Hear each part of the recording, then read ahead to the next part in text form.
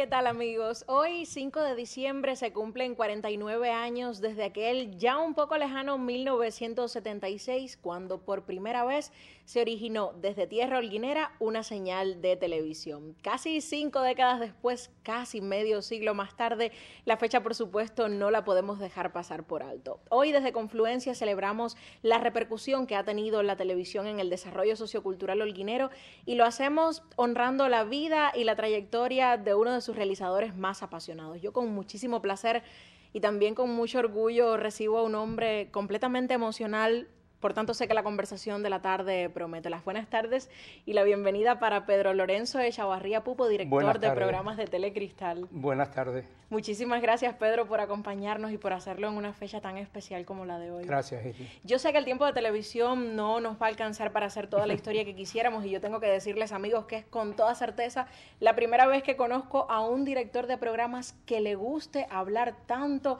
frente a las cámaras. Esto no es muy común. La maestra Iris Bonillo no le gusta hablar frente a las cámaras, a Salvador Echavarría tampoco, ni a Melanio, ni a Eileen, pero a Pedro le gusta y mucho, y eso, para alegría nuestra, lo aprovecharemos esta tarde. Pedro, yo le decía, no nos va a alcanzar el tiempo para hacer toda la historia que nos gustaría, pero vamos a intentar acercarnos un poco a ella. El niño Pedro, que nació y pasó sus primeros años en Sagua de Tánamo, ¿en qué momento de su vida descubrió la pasión por los medios de comunicación?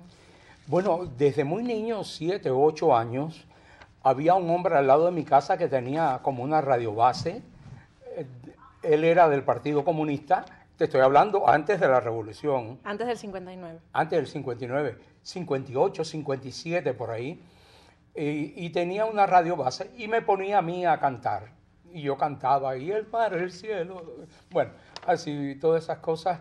Y era él un poco para animar toda la muela que ella quedaba. Y ya tú sabes.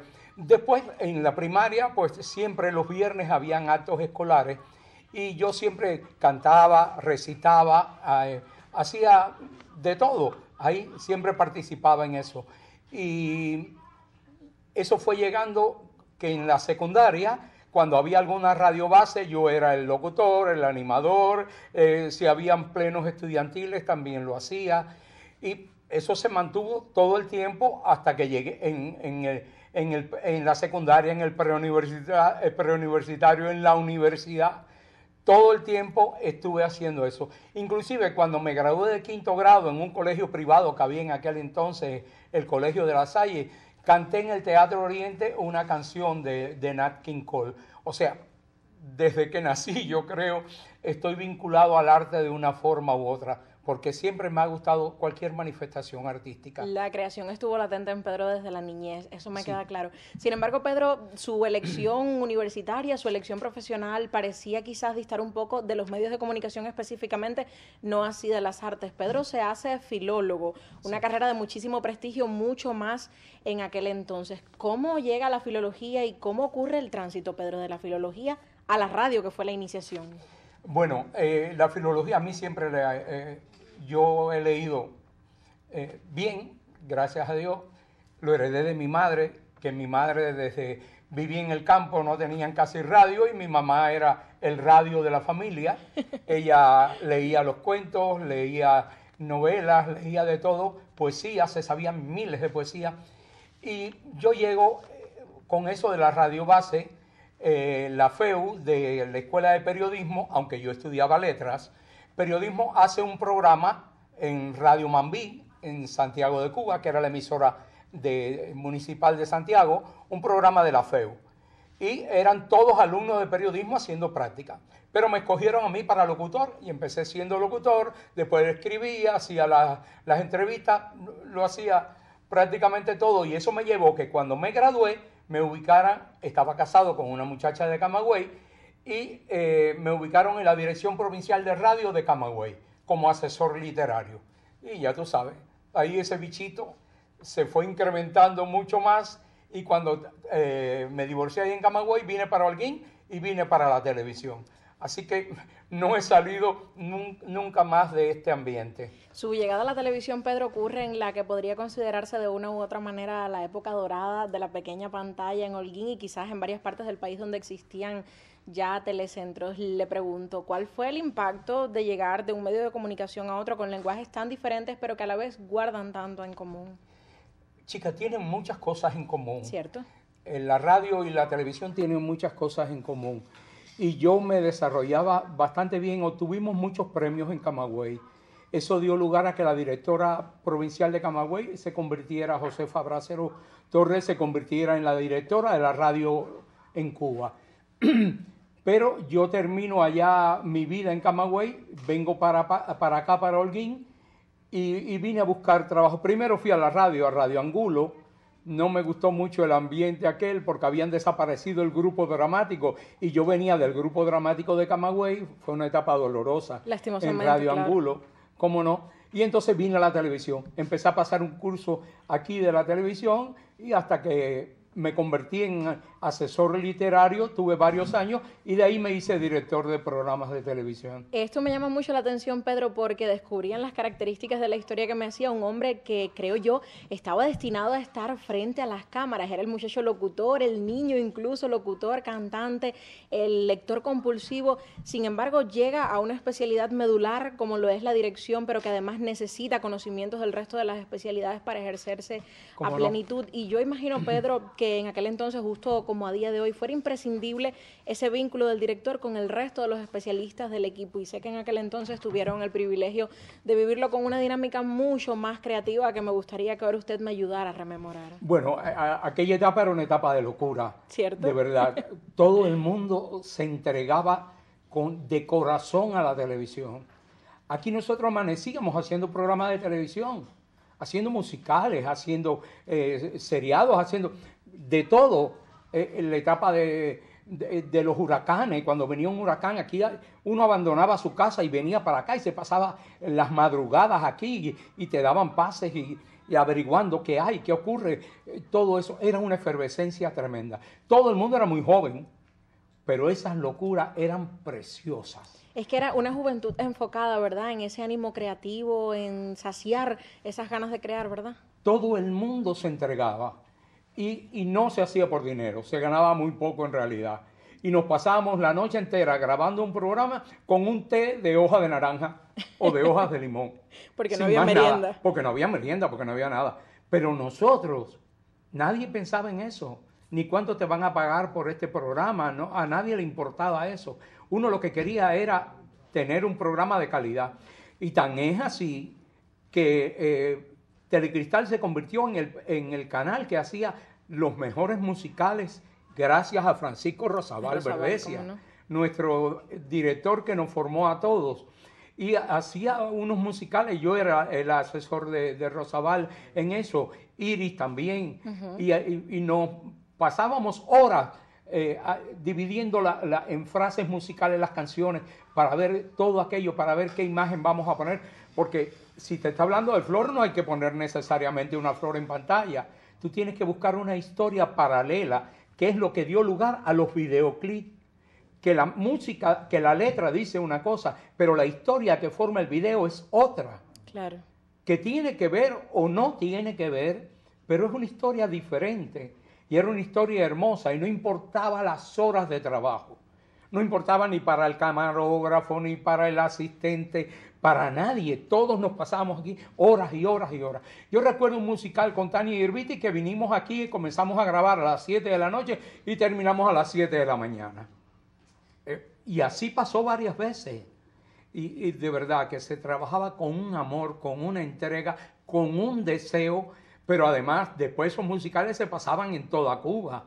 ¿Tú me entiendes? Y los artistas se volvían locos por venir a grabar a Holguín. Eso es verdad. Porque era prestigio lo que le daba la televisión holguinera. Fuimos precursores del videoclip en Cuba, esto gracias a Rosabal, pero también a personas como usted, como Iris Bonillo, que estuvieron bajo su tutela, Pedro, y que hicieron crecer aún más el género desde Holguín. Usted hacía referencia a sortear las dificultades. La televisión es un medio costoso en cualquier lugar del mundo, lo ha sido siempre, y la nuestra, desafortunadamente, siempre ha sido una televisión pobre en recursos, pero no así en calidad humana y profesional y en ingenio. Yo me pregunto, Pedro, usted que tuvo el privilegio, porque creo que es esa la palabra, de hacer televisión por varias décadas y vivir el tránsito de la analogía a la digitalización, ¿cómo se las arregló para temperarse con cambios que yo creo que destruían por completo paradigmas y obligaban a reinventarse? Bueno, destruir no es la palabra, porque la verdad que lo que hacíamos era construir. Nosotros lo que hacíamos era inventar. Porque aquí teníamos un ingeniero, el ingeniero Hidalgo, que yo quisiera que tuviera, con un recortador para letras, recortábamos imágenes. Eso solo lo hacía Hidalgo y Germán. De verdad, era una locura. Y entonces, pero hacíamos el programa en blanco y negro y solamente teníamos una cámara, una mini técnica en color. Entonces salía el programa en blanco y negro y de momento las imágenes de exterior en color. Y así fuimos comenzando hasta que llegó el color. Por fin, completamente. Pero la verdad que sentíamos tanto placer en hacer las cosas que a uno no le importaba que el programa fuera en blanco y negro o color. Lo hacíamos con el mismo gusto. El primer programa que yo hice fue a María Dolores Rodríguez, que se llamó el programa María Dolores Flor y Río. Y fue un programa en blanco y negro. Pero hice, por ejemplo, Tres ramas de un árbol después con el lírico, o un recital con Naya de Proenza, o la primera vez que vino, la única vez que ha venido la ópera de Pekín a Holguín, que la grabamos en el Teatro Suñol, los ballets de La Habana que se hacían aquí también en Holguín, hacíamos grabaciones completas aquí en Holguín del Festival de Ballet. Era una efervescencia por hacer cosas de todo tipo, porque hacíamos lo mismo, noticias, documentales, programas musicales, programas culturales, informativos, de todo tipo se hacía aquí. Y se hacía todo con el mismo placer. Usted me ha dado, Pedro, el pie para mi siguiente pregunta. ¿Cómo se consigue dirigir desde una versatilidad tan grande como la que logró usted? Programas musicales, grabar momentos históricos que forman parte de la vida cultural y de la historia de la ciudad de Holguín. ¿Cómo se logra esa versatilidad, pero además un desempeño excelente en cada género? Bueno, mira, yo tuve la suerte que cuando yo estudié en la universidad, mi carrera hoy se llama filología, que era lengua y literatura hispanoamericana. Pero nosotros nos formaron en la mentalidad que era la Facultad de Humanidades. El humanista es una persona que tiene ansias de saber, deseos de conocer. Y eso yo lo conservo toda la vida. Y entonces me gusta aprender, me gusta un reto nuevo, me gusta ver una cosa diferente, me gusta hacer, por ejemplo, en la radio, cuando nosotros hacíamos un programa de ciencia ficción en la radio en Camagüey, que yo he trabajado 6 años en Radio Cadena Gramonte, y no teníamos sonido para un animal de la prehistoria y nadie sabía cómo sonábamos, inventábamos sonido. Y poníamos un cordón de zapato y le untábamos petróleo y le pasábamos la mano y hacíamos... ¿Quién te va a discutir que así no sonaba un dinosaurio, no? Imagínate. Pero aquello era una maravilla, nosotros inventando sonido. Y cuando había que dar un disparo, por ejemplo, era una tablita de unas barras de guayaba que venían así sobre la mesa y la dejábamos caer. ¡Pah! Y era el disparo, porque el disparo grabado no sonaba igual, no tenía enjundia. ¿Y los cascos de los caballos? Los cascos de los caballos, aquello era una maravilla, en una caja con arena, y eran coco seco, y eran los cocos sobre la arena. Y cuando era sobre hierba, era sobre cinta magnetofónica rota.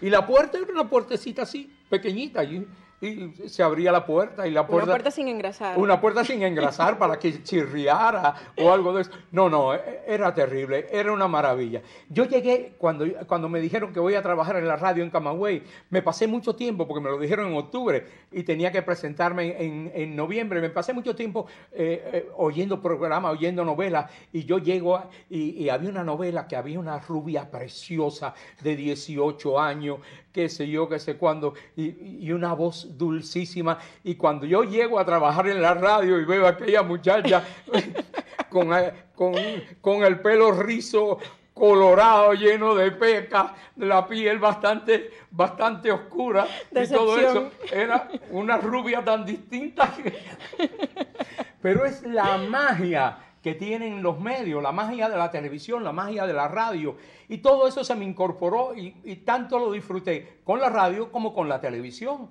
Y, y en los videos era igual. Y había que inventar. Había que inventar para hacer cosas lindas. Mira, por ejemplo, ese programa que está ahora en pantalla, Tres ramas de un árbol. Ese es Hugo Oslé.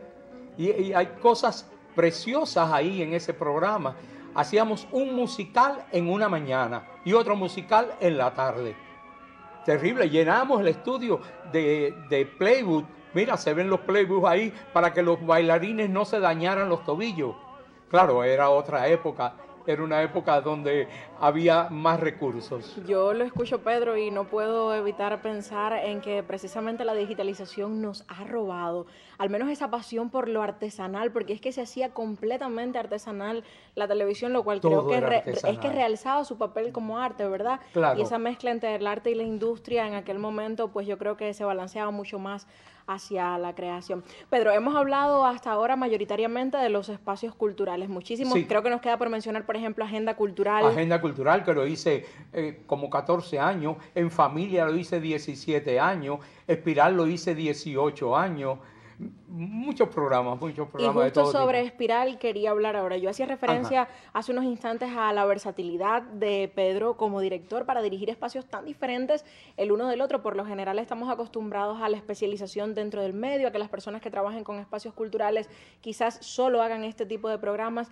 pero usted es de esos individuos que yo creo que esto responde un poco a su pasión por el saber, ese humanismo de Pedro, pues se aventuró también a tratar la ciencia y hacerlo también desde la especialización. ¿Por qué Espiral, Pedro? ¿Por qué trabajar en proyectos de este tipo? Mira, esa idea se le ocurrió a mi primo Salvador Echavarría. ¿Ah, sí? Que tenemos el mismo apellido, no por gusto, que somos primos. Esa idea, ese programa lo creó Salvador. Pero un tiempo, Salvador creaba muchos programas, inventaba muchos programas, y yo empecé a hacerlo en un momento determinado. Y me encantaba lo que yo aprendía, porque yo aprendía de todo, porque había un espacio de ciencia, había un espacio de tecnología, había un espacio sobre medio ambiente, y de todo uno aprendía. Y entonces eso fue lo que más me robó, ¿no? Lo que yo aprendía, lo que yo conocía. Por ejemplo, ir a Cayo Saitía y grabar ahí a un dromedario, que yo nunca había visto un dromedario, y tener los guacamayos, y poner a grabar a Freeman, que es ese que está en pantalla ahí ahora. Poner a Freeman, era el locutor en el programa, porque Dayana no pudo ir en ese momento por sus compromisos en la radio. Y entonces pongo a Freeman para que despida el programa. Y aquel dromedario, cuando se le acercó, tiró una patada y Freeman salió corriendo. Y entonces, imagínate aquello, un programa serio, científico-técnico. Claro. Y a mí me dio por poner la imagen de Freeman corriendo cuando el dromedario tiró. Me llamaron la atención. Pedro, ese es un programa científico. ¿Y qué pensó Freeman de eso? Bueno, no, Freeman... Yo imagino. Lo que te diga es poco, de verdad que sí, porque nosotros, mira, desde que salíamos en la guagua a grabar, teníamos un equipito que nos íbamos riendo hasta que regresábamos. Los cuentos de todo tipo, verdes, rojos, amarillos, de todo tipo, lo hacíamos ahí, porque estaba reunido, imagínate, Toti, estaba reunida Dayana Agüero, que hace más cuentos. Yo, sí, bueno, era un equipo que era terrible y nos divertíamos tanto que entonces uno no pensaba que estaba trabajando. Pasábamos sed, pasábamos hambre, pasábamos montones de necesidades, pero uno lo disfrutaba, uno se reía. Y era que tú dices, mira, estoy trabajando en lo que me gusta, en lo que me da placer. Y además de eso me pagan. Pues chica, qué bendición. Qué bendición, de verdad. Todo el mundo no tiene la dicha de haber trabajado en lo que le gusta. Y yo trabajé casi 40 años en lo que me gusta. Y de verdad que es una pasión lo que siento por la televisión, también por la radio, pero la televisión me robó mucho más. Y yo creo que no hay satisfacción mayor que esa, Pedro. ¿Cómo no? Hemos hecho referencia a algunos nombres imprescindibles de los equipos que nuclearon la vida profesional de Pedro dentro de la pequeña pantalla, pero estoy segura de que aún nos faltan otros que no queremos dejar de mencionar esta tarde, ¿verdad? Sí, hay mucha gente que uno admira en estos medios. Por ejemplo, Yolanda Guillot. Trabajar con Yolanda Guillot, dirigir a una mujer de ese porte y de esa preparación, ha de haber sido también un reto, imagino. Sí, por supuesto. Yo llegaba pronto a la televisión hace poco y ella venía de una historia ya en en la televisión de Santiago de Cuba, con muy buenos espacios dramáticos, y ella era muy buena actriz, no solo la cultura. Pero, por ejemplo, uno de esos inventos que hicimos, no teníamos con qué ponerle el teleprompter, y se inventó un teleprompter, una cámara en un lugar con el libreto ahí, y lo cogía, y entonces el coordinador iba moviendo con una cosa, con una soga y una manigueta, irle dando vuelta a aquello. Parecía un órgano, ¿no? Parecía el órgano de Buenaventura. Y iban pasando las letras y qué sé yo. Y entonces ella mirando al monitor y hablándole al monitor. Y ese era nuestro teleprompter. Vamos a ver, Pedro, si rescatamos esa idea, porque seguimos sin teleprompter tantos años después. Cuánta pasión, yo no puedo evitar sonreír imaginando lo felices que eran en aquellos tiempos de plena creación. ¿Cómo nos reíamos de todas aquellas cosas? Hay historias que no se pueden hacer en la televisión. No son publicables. Pero ¿qué sucedió? No son publicables, no. Ya puedo imaginar. Hay una historia con Haroldo García que, por favor. Bueno, lo imagino, Haroldo es un personaje en el mejor de los sentidos. Sí, nuestro abrazo para el profe Haroldo. Esa historia no se puede hacer en televisión. Hay una historia con un Key en el estudio que no se puede hacer en televisión. Ya nos la contará apenas salgamos hoy de las cámaras. Bueno. Pero yo le propongo que hagamos una pausa bien rapidito y enseguida estamos de vuelta. ¿Cómo no? A veces la señal no ha sido perfecta. A veces no hemos contado con el mejor lente. Pero siempre hemos cuidado el enfoque. Entre todos reinventamos formas de comunicar. Nuestra señal ha encontrado su destino. 49 años de televisión en Holguín. Por una nueva TV.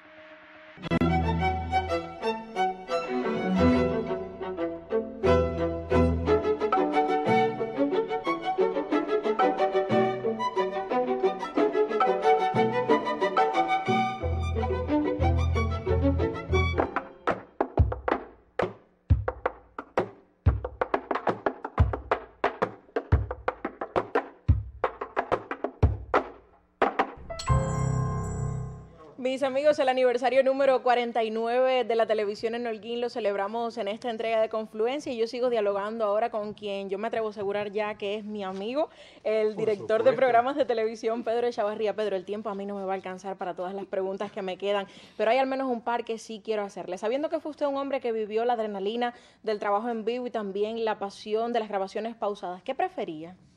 Yo prefería el programa en vivo.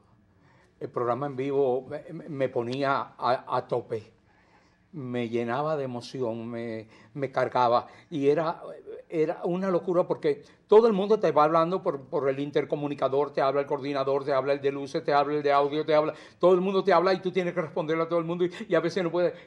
Pero ese mundo me encantaba. Yo hice durante muchos años los pases a la revista La Mañana, Buenos Días, que lo hacíamos, era la única provincia, Holguín era la única provincia que tenía 3 pases en la semana, en vivo. Y aquello yo lo disfrutaba tremendamente, ¿no?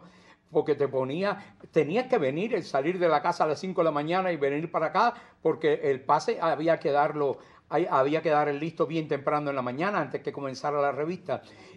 Pero era un placer, era muy gustoso. Ahora, el programa grabado tiene otra técnica, tiene otra cosa, tiene otro placer, y es buscar la imagen, lo adecuado, lo que tiene que ver, el sonido, lo que más nos agrada a todos, y eso es algo que llena a uno, y esa satisfacción cuando uno ve el programa realizado y cuando tú ves que gusta. Bueno, primero me tiene que gustar a mí. Claro. Si no me gusta a mí, no le puede gustar al público, ¿no? Y uno lo disfruta tremendamente. Entonces, cada uno tiene su característica. Me gustaban los dos, pero prefiero el programa en vivo.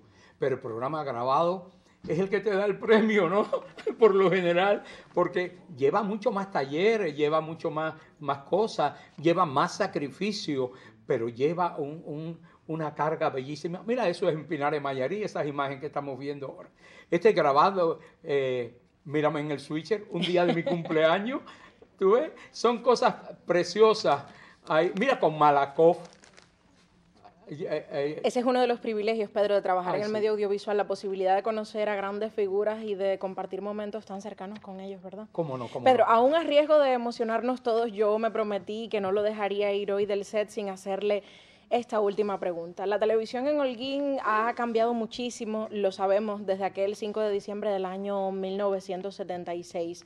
Según Pedro Echavarría, uno de los hombres que la ha amado verdaderamente, ¿qué deberíamos rescatar para que no muera nunca ese sueño que a tantos nos ha hecho felices? La pasión, el amor. Ya decía yo que hacía la pregunta aún a riesgo de emocionarnos, señores, y esas lágrimas son nada más y nada menos que las de un hombre que le entregó toda su vida a la pequeña pantalla holguinera, recibió el cariño que merecía, y es por eso que hoy, a nombre de nuestro colectivo, le regalamos flores como gesto de cariño. Ay, gracias. Junto con ellas mi abrazo y ese aplauso de un equipo que lo quiere mucho. Yo tengo que decirles a nuestros televidentes que nos acompañan desde casa ahora mismo y quizás no lo saben, que aquí en el estudio hay en estos momentos discípulos de Pedro, personas que eran apenas niños cuando Pedro daba sus primeros pasos en el medio audiovisual y que han estado disfrutando esta misión tanto como yo. Pedro, para usted, hoy y siempre todo nuestro cariño. La televisión en Holguín necesita de personas con esa pasión para seguir entregando lo mejor de nosotros y seguir formando parte de la vida cultural de Holguín. A usted yo le agradezco una vez más hoy por el placer. Sé que ya no va a poder hablar mucho más. Es un hombre casi tan emocional como yo, él un poco más, y yo le agradezco de todo corazón por haber aceptado la invitación. Con Pedro y su felicitación por el aniversario número 49 de la televisión en Holguín, nos despedimos por hoy. Lo hacemos con la promesa de regresar el próximo viernes, puntuales a las 4:30 de la tarde por la señal de Telecristal. Hasta entonces, que la dicha y el arte siempre nos acompañen. Gracias.